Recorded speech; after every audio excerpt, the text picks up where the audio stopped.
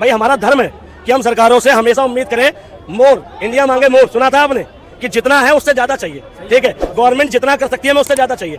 अगर private sector पे depend रहना तो गवर्नमेंट चुनी एजुकेशन पे क्या कदम उठाए गए शिक्षा को लेकर, और पिछले 10 सालों में कोई एक चीज सोच के बता दो जो इस गवर्नमेंट ने सस्ती करी हो, जिस पर सरकार का नियंत्रण। अगर नौकरियां प्राइवेट कंपनी में ही चाहिए थी तो पहले से नोएडा है, दुनिया भर की संस्थान है, दुकानें हैं, जगह जगह है काम करने वाले के लिए। लेकिन कोई बंदा, जितने एजुकेशन संस्थान है देश में, जिस लेवल पे एजुकेशन संस्थान है, जिस लेवल पे एमबीबीएस रेडी हो रहे हैं, जिस लेवल पे आईआईटी रेडी हो रहे हैं, जिस लेवल पे आईएम वाले बच्चे रेडी हो रहे हैं, उस लेवल पर वैकेंसी अवेलेबल नहीं। अगर सरकार से नौकरी मांगी जा रही है ना तो सरकार के अधीन मांगी जा रही है, सरकारी नहीं मांगी जा रही, सरकार के अधीन। सरकार के अधीन मांगने का मतलब ये होता है कि सरकार सही भत्ता दे। पेट्रोल पे टैक्स दे रहे हो तो टोल टैक्स क्यों दोगे? ठीक, पेट्रोल पे टैक्स दोगे तो टोल टैक्स क्यों दोगे? सरकार ने पेट्रोल पे भी टैक्स लिया, फिर टोल पे भी लिया, उसके बाद जब गाड़ी खरीद रहे थे तब भी लिया आरटीओ टैक्स। ठीक है, तो गवर्नमेंट हर तरफ से जनता को क्या कर रही है? लूट रही है भाई साहब।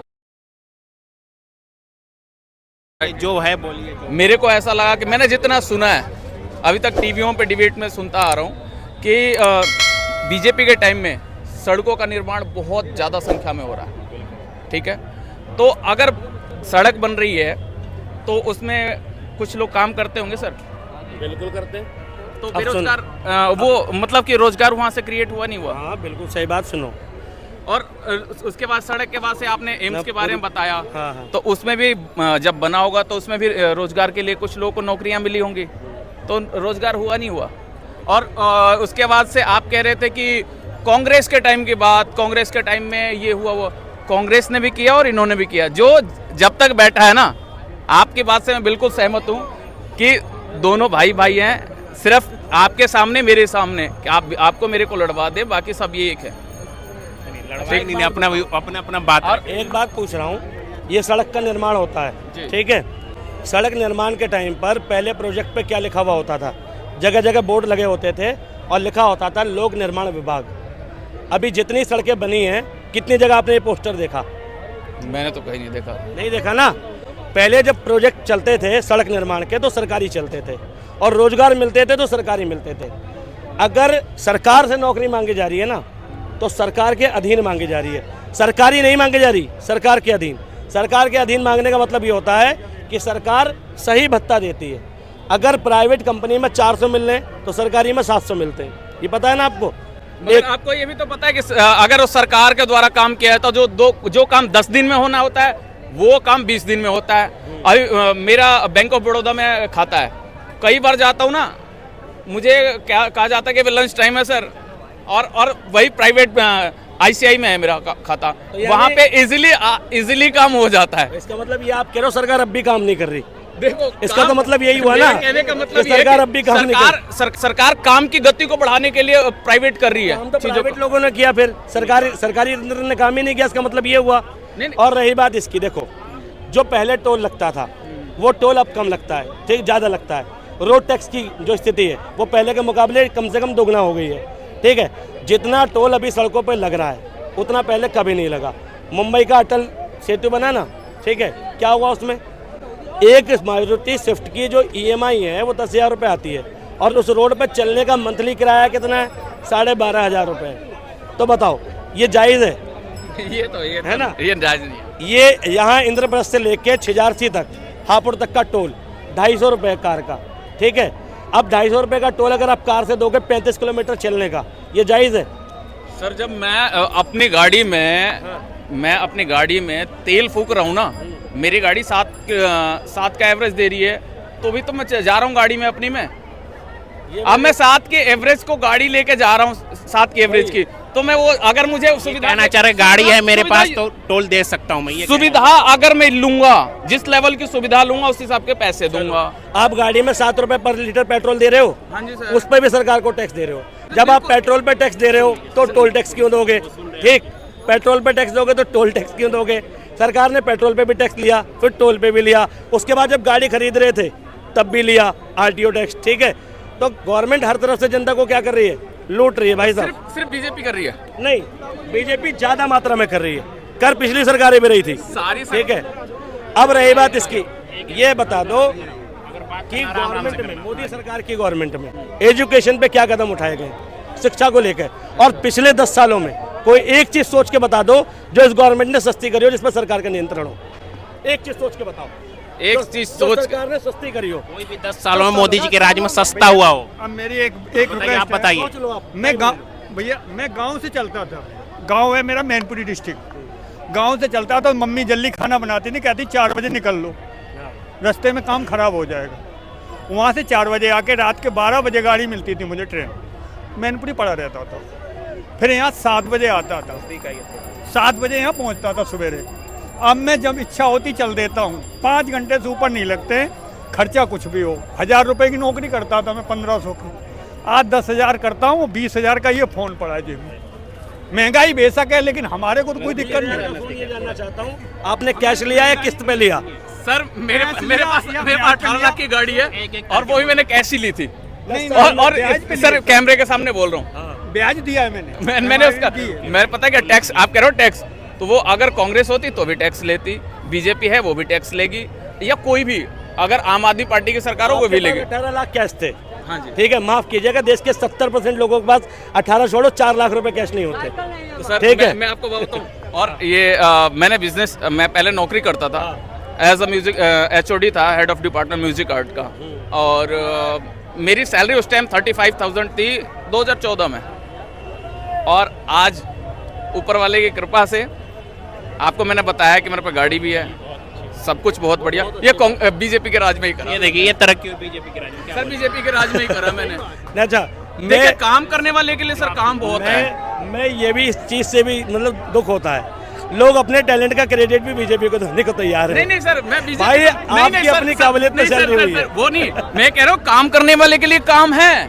हाँ। और मैं बोल रहा हूँ कि अभी भी देखो आपके सामने मेरे पास ना इवेंट के लिए फोन बज रहा है।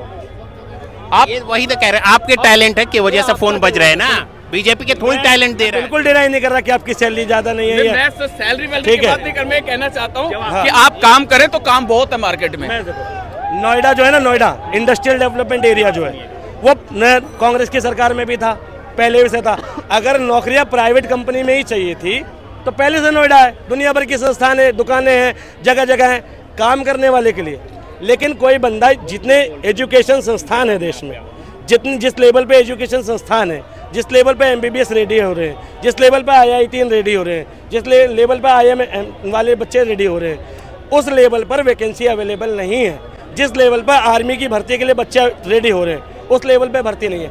बात है डिफरेंस की, कि भर्ती मारने वाले बच्चों की संख्या है लाखों में और भर्ती नहीं निकल रही हजारों में। यूपी उसका एग्जाम्पल है, 62,273 भर्तियाँ निकली, फॉर्म 243, और फॉर्म भरने वाले बच्चों की संख्या 65 लाख। तो 62,000 पर अगर 65 लाख बच्चा कॉम्पीट करेगा तो नौकरी और रोजगार है क्या इस देश में? क्या सरकार ने काम किया? क्या कुछ नहीं कर रहे, नहीं, ये कर रहे हैं। हमने कमाया, ये कुछ नहीं किया, उन्होंने अपने आप ही सब कुछ कर लिया। नहीं, आप बोलेंगे मैं तो डिनाई नहीं कर रहा। नहीं सर, मैं आपको बताऊं, सब करें। पढ़ाई करिए। आप पढ़ाई करो, आप पढ़ाई करोगे उसके बाद से आपको नौकरी मिलेगी। और कहीं भी आपको जरूरी थोड़ी ना कि आपको गवर्नमेंट जॉब ही मिलेगी। एक लिमिट है ना उसकी, एक लिमिट है ना।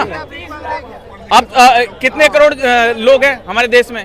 140 करोड़ लोग हैं। 140 करोड़ नौकरियां हैं। आप 140 करोड़ सरकारी नौकरी मांगते हैं क्या? अच्छा, 121 करोड़ लोग थे जब कांग्रेस की सरकार थी, ठीक है, तो तब 121 करोड़ मतलब नौकरियां थी नहीं थी। तो कांग्रेस की सरकार रोजगार के मुद्दे पे घेरते क्यों थे? पिछले सरकार, भाई हमारा धर्म है कि हम सरकारों से हमेशा उम्मीद करें मोर, इंडिया मांगे मोर। सुना था आपने कि जितना है उससे ज्यादा चाहिए। ठीक है, गवर्नमेंट जितना कर सकती है हमें उससे ज्यादा चाहिए। अगर प्राइवेट सेक्टर पे डिपेंड रहना तो गवर्नमेंट चुनी क्यों है? अगर हमें प्राइवेट कंपनी में नौकरी करनी है तो गवर्नमेंट चुनी क्यों है? देखो नोएडा में सारी प्राइवेट कंपनियां हैं, 10% 5% सरकारी हैं, 90% प्राइवेट है। लेकिन नोएडा बसाया किसने? सरकार ने। नोएडा में कंपनी लाया कौन? सरकार। तो ये बताओ, मोदी सरकार ने ऐसा कौन सा इंडस्ट्रियल एरिया पिछले 10 सालों में बसाया? बताओ मुझे। नोएडा जैसा। यूट्यूब से भी लोग टैलेंट से पैसा कमा रहे हैं और लाखों लाख कमा रहे हैं। ठीक है, तो वो सरकार ने दिया रोजगार या वो सरकार की टैलेंट है? वो फिर वो नौकरी है ना उनके पास। आप कह रहे हो कि नौकरी है ही नहीं, आप कह रहे हो नौकरी, बेरोजगार हैं सभी लोग। दिक्कत है कि आप अपने टैलेंट का कंपैरिजन सरकार की जिम्मेदारियों से कर रहे हैं। आपका टैलेंट एक अलग चीज है, सरकार की जिम्मेदारियां एक अलग चीज है। सरकार को काम करना चाहिए, सरकार को रोजगार देना चाहिए और हमें रोजगार मांगना चाहिए, अपने लिए नहीं। अपने लिए नहीं, अपने भविष्य के लिए मांगो, ठीक है। लो सुनो, एक काम करो, तुम और शर्मा जी एक वो खोलो। मुझे सुनाई नहीं, तुम और शर्मा जी दोनों आदमी मिल करके सुनो। ये हटाओ, चश्मा हटाओ, तब दिखेगा मोदी का विकास। चश्मा हटाओ। तुम अरे सुनो, तुम और शर्मा जी दोनों मिलकर के एक इंस्टीट्यूट खोलो, जिसमें कांग्रेस को इंस्टीट्यूट खोलो, जिसमें कांग्रेस को पढ़ाओ और तुम भी पढ़ो। जो मोदी जी को कहाँ तक विरोध करना है, मोदी जी को कहाँ तक गाली देना है, भाई कहाँ हो तुम? देश की युवा, देश की किसान, देश की जनता सब झूम रहा है मोदी जी को लेकर, और तुम मोदी जी का विरोध कर, ये तुम्हारी मानसिकता। लगता है भैया मोदी जी के राज में विकास हुआ है कि नहीं? भाई साहब जो बोल रहा है सही बोल रहा है। क्या बोलेंगे? और मैं तो बोल ही रहा हूँ, कुछ नहीं हुआ भाई साहब मेरी नज़र में। एजुकेशन के ऊपर क्या काम किया मोदी जी ने? कितने शिक्षा संस्थान बने हैं ये बताओ, ठीक है। तुम कहते हो 24 एम्स ही चाहिए देश को 10 सालों में। भाई कांग्रेस की सरकार में तुम एम्स की बात करते हो, एम्स के अलावा भी तो संस्थान बनाए हैं। लाल बहादुर शास्त्री हॉस्पिटल बनाया है, LNJP बनाया है, राम मनोहर लोहिया बनाया है, GTB बनाया है। बताओ 24 एम्स के अलावा मोदी जी की उपलब्धि क्या है? भाई हॉस्पिटल अगर देखोगे तो एम्स एक बनाया है, लेकिन एम्स जैसे कितने हॉस्पिटल बनाए हैं? मोदी जी ने 24 एम्स के लेके झंडा गाड़ दिया। एम्स के अलावा भी तो चाहिए, नगरीय व्यवस्था चाहिए, जिला लेवल पे चाहिए, ग्राम पंचायत लेवल पे चाहिए। कहाँ है सुविधा? नहीं है। सुविधा तो दे रहे हैं, कह रहे हैं कि अब की बार जितवाइए तो हम तीसरी अर्थव्यवस्था बनाएंगे। कहाँ व्यवस्था है? कौन सी व्यवस्था है? ही नहीं। व्यवस्था बताओ कहाँ है, ढूंढ के।